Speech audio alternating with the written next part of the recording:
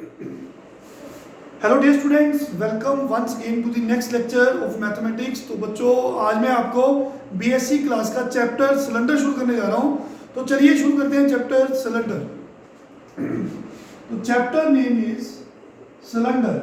तो इसकी डेफिनेशन क्या है वो हम लिखेंगे। Cylinder is the surface, it is a surface generated by a straight line. It is a surface generated by a straight line that is parallel to straight line, which is parallel to fixed line. तो बच्चों, cylinder एक surface है, it is generated by a straight line and that straight line is parallel to fixed line and satisfy one more condition. ये एक और condition को satisfy करता है, that is it intersects a fixed curve. तो बच्चों, इसकी डेफिनेशन को समझेंगे। सिलेंडर एक सरफेस है that is generated by a straight line and that straight line is parallel to fixed line. एक तो ये कंडीशन होगी और satisfy one more condition. दूसरी कंडीशन क्या है? It intersects a fixed curve. तो बच्चों, ये लाइन है, ये सरफेस कैसा सरफेस है? ये फिगर किसकी है? सिलेंडर की। तो ये डायग्राम सिलेंडर का डायग्राम है। तो इसको समझेंगे अकॉर्डिंग टू डेफिनेशन। तो बच्चों, ये एक लाइन है, ये एक स्ट्रेट लाइन है। तो स्ट्रेट लाइन जब रिवॉल्व करती है, मूव करती है अकॉर्डिंग टू द कंडीशंस। एक कंडीशन क्या है? ये स्ट्रेट लाइन जो है, जहां ये स्ट्रेट लाइन है, ये दो स्ट्रेट लाइंस आपको नजर आ रही है। ये स्ट्रेट लाइन एक फिक्स्ड स्ट्रेट लाइन के पैरेलल है। मान लो ये फिक्स्ड लाइन है, ये लाइन फिक्स्ड लाइन है। तो ये वाली जो लाइन है, it is parallel to fixed line. और दूसरी कंडीशन क्या है? ये लाइन इंटरसेक्ट करती है इस फिक्स्ड कर्व को। तो बच्चों, जब ये लाइन रिवॉल्व करेगी, मूव करेगी अबाउट दिस कर्व और इस फिक्स्ड लाइन के पैरेलल होगी, जो सरफेस आपको नजर आ रहा है, जो सरफेस जनरेट होगा, दैट इज अ सिलेंडर। तो cylinder is a surface generated by a straight line. ये स्ट्रेट लाइन जो है, ठीक है, ये जनरेट कर रही है इस सरफेस को। तो जो स्ट्रेट लाइन जनरेट कर रही है सरफेस को, सिलेंडर को, उस स्ट्रेट लाइन का नाम है जनरेटर, जनरेटर ऑफ सिलेंडर। तो बच्चों, ये जनरेटर है, ये जनरेटर है। ऐसे अलग अलग पोजीशन पे जो जनरेटर्स हैं, बहुत सारे हैं। तो वो जनरेटर जो है फिक्स्ड लाइन के पैरेलल है और फिक्स्ड लाइन को आपने बोलना है एक्सिस ऑफ द सिलेंडर। और दूसरी कंडीशन क्या है? ये जो लाइन है, it intersects the fixed curve. तो फिक्स्ड सर्व का नाम, इस फिक्स्ड कर्व का नाम है गाइडिंग कर्व। तो बच्चों, सिलेंडर, ये जो शेप है, ये जो सरफेस है, it is generated by a straight line. ये लाइन ने जनरेट किया। कैसे जनरेट किया?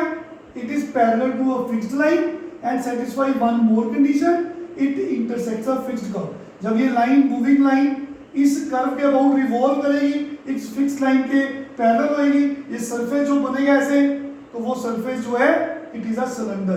तो ये जो गाइडिंग कर्व है, तो बच्चों, ये एलिप्स भी हो सकता है, ये सर्कल भी हो सकता है, कोई भी कर्व हो सकता है। अगर तो ये एलिप्स होगा, ये कर्व जो एलिप्स होगा, तो वो सिलेंडर बन जाता है एलिप्टिक सिलेंडर। अगर ये कर्व सर्कल होगा, तो उस कर्व को, उस सिलेंडर को हम राइट सर्कुलर सिलेंडर बोलते हैं, राइट सर्कुलर सिलेंडर। अगर ये वाला कर्व, फिक्स्ड कर्व, जिसे गाइडिंग कर्व बोलते हैं, अगर तो वो एलिप्स होगा, तो वो सिलेंडर का नाम एलिप्टिक सिलेंडर होता है।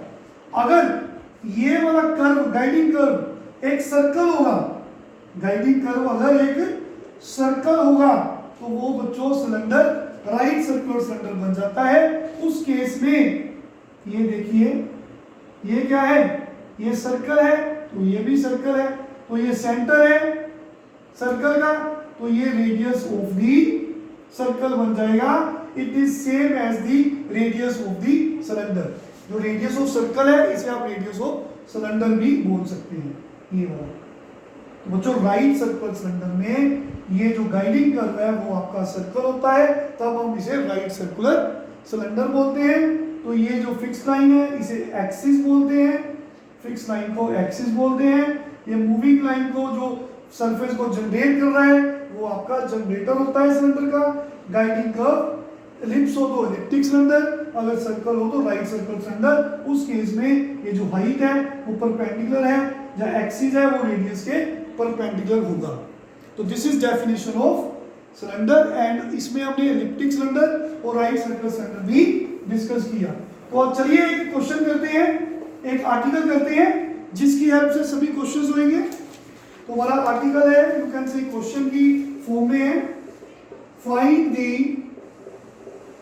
Equation of right circular cylinder whose axis is the z axis and radius is small a। तो हमें इक्वेशन निकालनी है राइट सर्कुलर सिलेंडर की। तो find the equation of right circular cylinder जिसकी एक्सिस जो फिक्स्ड लाइन है, ये बच्चों डायग्राम है सिलेंडर का, ये हमारी सरफेस है, ये सिलेंडर का डायग्राम है। तो हमें इस सिलेंडर की इक्वेशन निकालनी है, राइट सर्कुलर सिलेंडर की इक्वेशन निकालनी है। गिवन क्या है, axis is given to be Z axis. ये जो फिक्स्ड लाइन है ये वाली, ये हमारी एक्स एक्सिस है, पर क्वेश्चन में गिवन है इट इज जेड एक्सिस। तो बच्चों ये एक्स एक्सिस भी बोल सकता है, वाई एक्सिस भी बोल सकता है। तो हमें सिलेंडर की इक्वेशन निकालनी है जिसकी जो एक्सिस है it is given to be Z axis and radius जो गिवन है वो हमें स्मॉल ए गिवन है। तो radius of cylinder is small a, it is also small a, अभी हमने बताया। तो हमें इस इक्वेशन के बारे में बात करनी है। तो we have to find the equation of right circular cylinder whose axis is z axis and radius is r। तो बच्चों अगर आपको एक्सिस गिवन हो सिलेंडर की तो हम सिलेंडर की इक्वेशन कैसे निकालते हैं। तो सबसे पहले हम इस जनरेटर पे, ये तो फिक्स लाइन एक्सिस है और ये जो मूविंग लाइन है ये आपका जनरेटर है। तो इस पे आपने एक पॉइंट सपोज कर लेना है, ये P x y z। तो इसका नाम हमने m रख दिया, ये परपेंडिकुलर है क्योंकि ये भी परपेंडिकुलर है।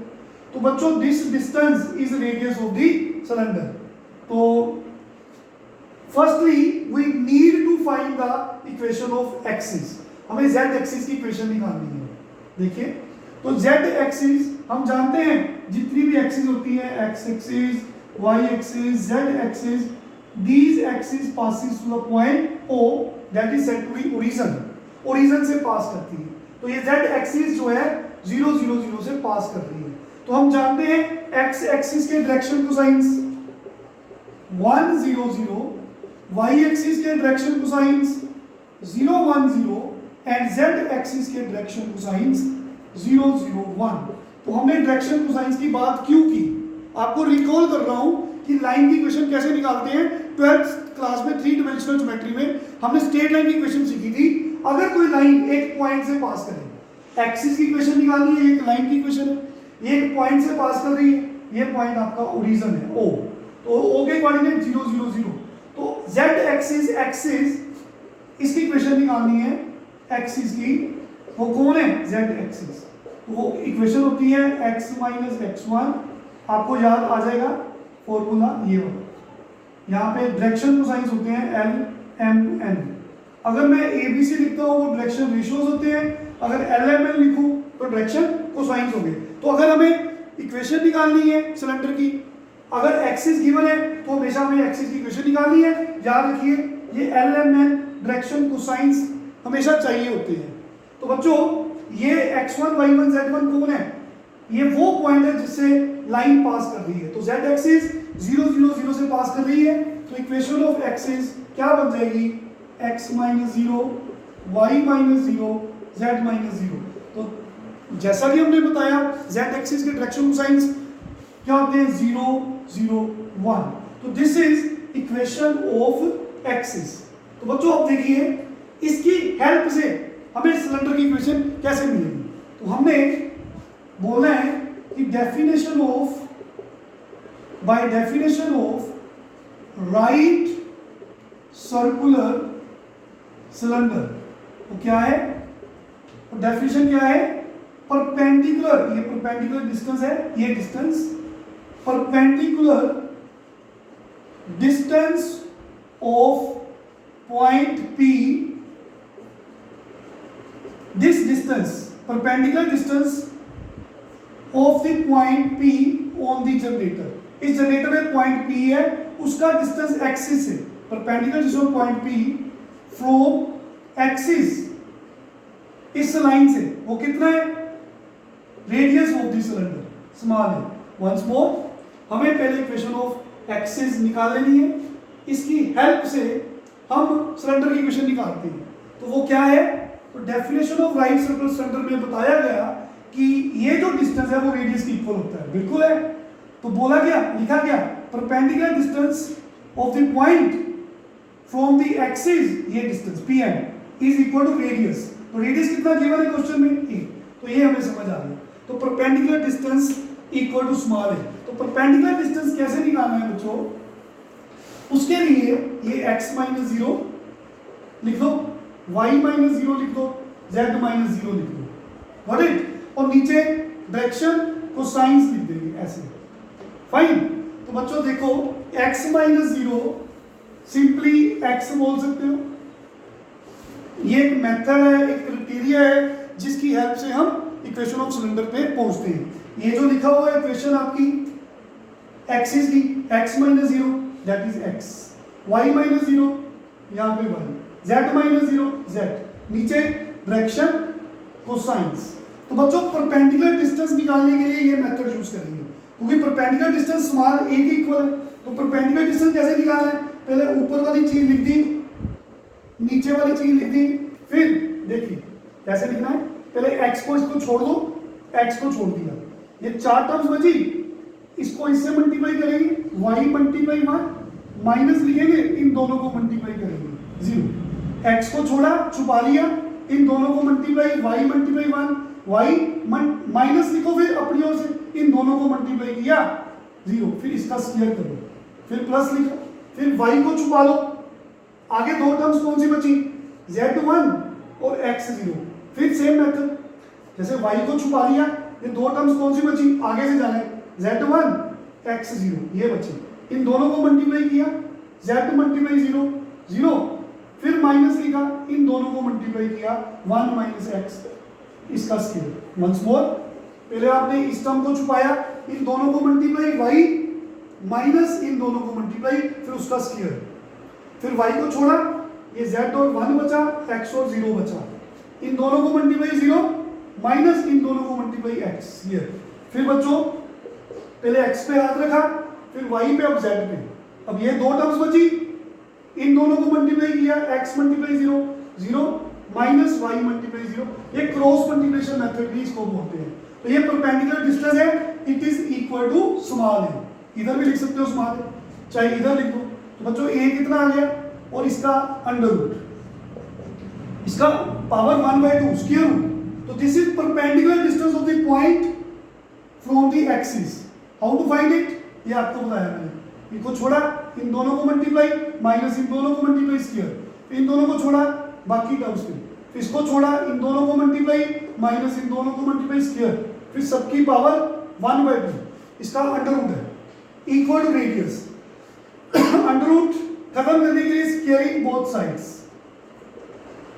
तो बच्चों a square y minus 0 y square minus x का whole square, this is 0, squaring की तो अंडर रूट खत्म हो गया, this is the required equation of cylinder. तो आज हमने सिलेंडर की इक्वेशन निकालनी सीखी है, तो नेक्स्ट लेक्चर में क्वेश्चंस करेंगे, सभी इसी मेथड से करेंगे।